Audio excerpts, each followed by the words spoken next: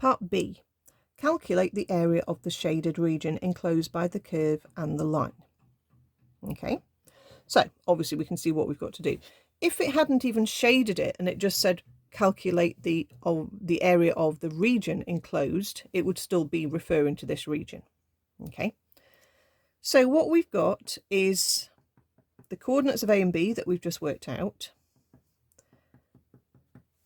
Draw some vertical lines down from any of the relevant points, okay, and then have a look at what you're trying to work out and decide whether you're going to need to do a subtraction or an addition. Are you adding areas together?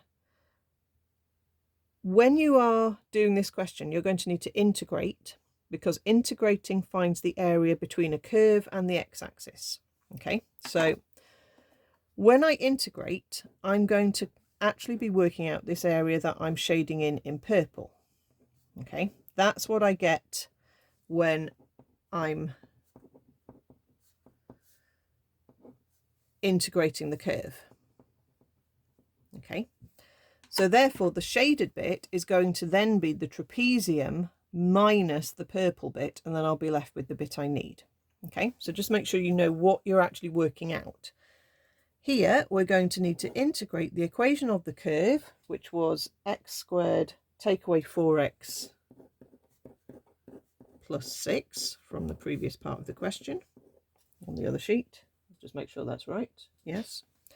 And we're integrating it from the x limits that we've worked out in our question A. So from -2 to +5. So let's do that first. So the integration goes upper power and divides by the new power. Upper power divided by new power all the way along. The number term integrates to an x term. Pop your brackets round. Okay. And then we sub in the limits. So you take the top limit first and you sub that in. So 5 cubed over 3. That 4 and that 2 will cancel out to be a 2. So that gives me minus 2 lots of 5 squared. And then I get plus 6 times 5. And then I'm going to put in the lower limit. So that's a negative, so that potentially will make us have to be really careful with our signs and our brackets. So just make sure you've got your negative number in brackets, and then it shouldn't go wrong.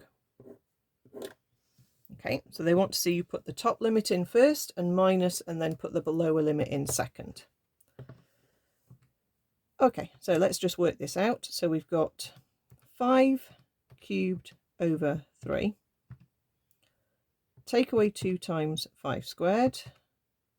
Add 6 times 5. Just watch what you're typing in all the way along to make sure you're typing in exactly what you think you're typing in. I'm going to just work these out separately in case there's marks for these individual answers, or in case I want to go back and check them.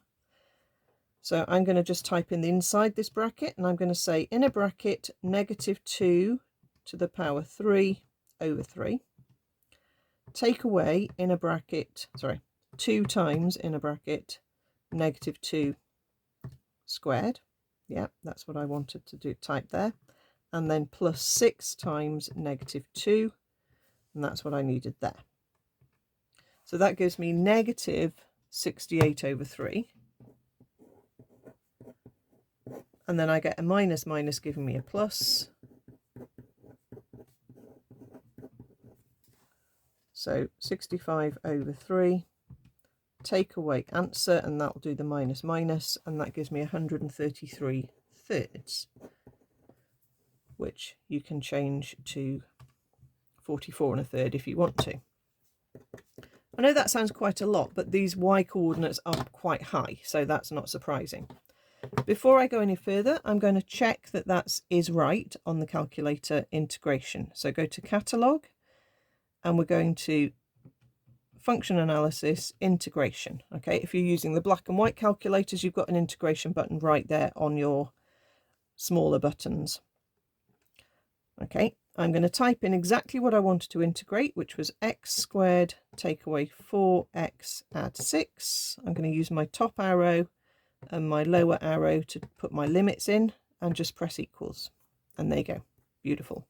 If you do not show any working, you won't get any marks at all. So don't just do that, but absolutely use it as a check to make sure you've done it right, and you don't need to then go back and correct anything. So we're not finished yet. So that's the purple area. So now I need the trapezium area. I mean, if you can't remember the trapezium, you could split it sideways there and do a rectangle plus a triangle. That's absolutely fine as well.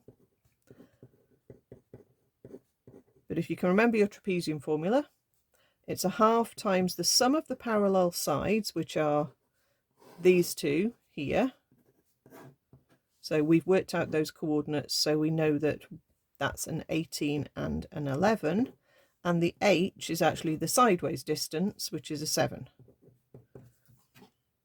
Okay, so a half times 18 add 11, close bracket, times 7, 203 over 2.